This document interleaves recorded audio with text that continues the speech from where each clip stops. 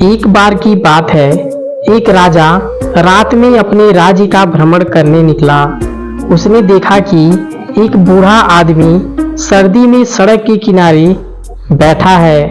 राजा ने सोचा, इस आदमी की हालत इतनी खराब है, इतनी ठंड में यह कैसे बिता रहा है। राजा ने अपने वफादारों से कहा, इस बूढ़े को एक ऊन की चादर लाकर दो, इसे गर्म रखने की जरूरत है।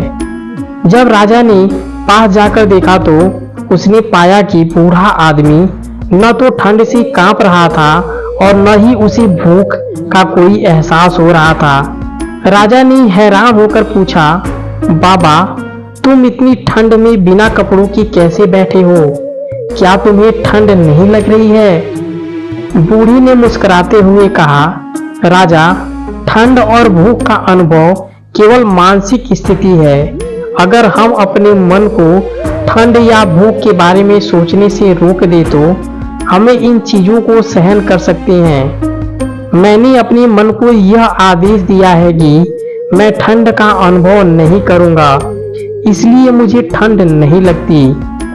राजा ने बूढ़े की बातों को ध्यान से सुना।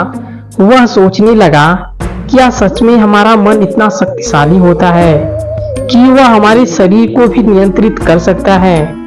बूढ़ा आदमी ने फिर कहा, राजा, हमारी मानसिकता ही हमारे अनुभवों को आकार देती है। अगर हम सकारात्मक सोचें और मुश्किलों का सामना करने के लिए तैयार रहें तो कोई भी चुनौती हमें नहीं हरा सकती। राजा ने उस बूढ़े आदमी की मानसिकता को समझा और उसके प्रति गहरी श्रद्धा महसूस की। उसने महसूस किया कि यह केवल भौतिक वस्तुएं नहीं हैं जो हमारे जीवन को खुशहाल बनाती हैं, बल्कि हमारी सोच और दृष्टिकोण भी उतना ही महत्वपूर्ण है। राजा ने सोचा, अगर हम अपनी समस्याओं पर विचार करने की बजाय उन्हें हल करने पर ध्यान दें तो मेरा जीवन भी बेहतर हो सकता है। राजा ने बूढ़े से विदा लेते हुए कहा, मैंने आज आपसे बहुत कुछ सीखा है। आपकी सोच की ताकत ने मुझे प्रेरित किया है। मैं अपने राज्य के लोगों को यह सिखाऊंगा कि वे अपनी मानसिकता को मजबूत बनाएं। बूढ़ी ने मुस्कुराते हुए कहा, राजन, याद रखो, मानसिकता की सबसे बड़ी ताकत है। जब हम अपने मन को नियंत्रित कर लेते हैं तो हम किसी भी परिस्थिति का सामना कर सकते हैं। इस तरह राजा ने समझा कि मानसिकता और हमारी सोच में कितनी महत्वपूर्ण होती है।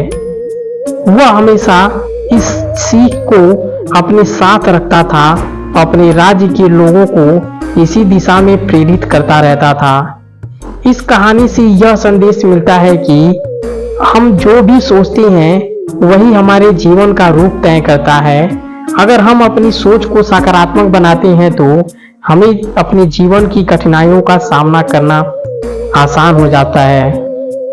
जी हाँ दोस्तों, एक बहुत ही बेहतरीन किताब है the power of subconscious mind, जिसके लेखक ने बताया है कि हम अपने माइंड को जैसा निर्देश देते हैं, अपने माइंड को जैसा बोलते हैं, हमारा माइंड वैसा ही करता है।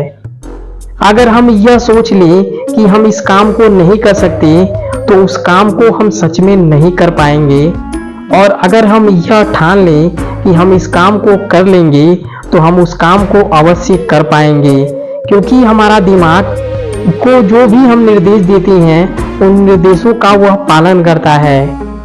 आप अपने the power of subconscious mind के बदौलत आप गंभीर से गंभीर बीमारियों का इलाज भी कर सकते हैं, जो लेखक ने किया था।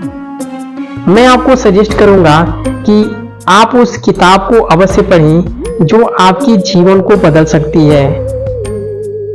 मुझे उम्मीद है कि आपको इस कहानी से सीखने को मिला होगा अपने माइंड के बारे में कि हम अपने माइंड को कैसे निर्देश दे सकते हैं। अगर यह कहानी आपके दिलों को छुई है, आपको अच्छा लगा है, तो ऐसी ही लेटेस्ट कहानियों के अपडेट पाने के लिए आप हमारे चैनल से जुड़ सकते हैं। हमारे चैनल को सब्सक्राइब कीजिए, बेल आइकन को दबाइए और वीडियो को लाइक कीजिए, क्योंकि आपका एक लाइक हमें मोटिवेशन देता है और अपने दोस्तों में अवश्य शेयर कीजिए। Thanks for watching. Thank you so much.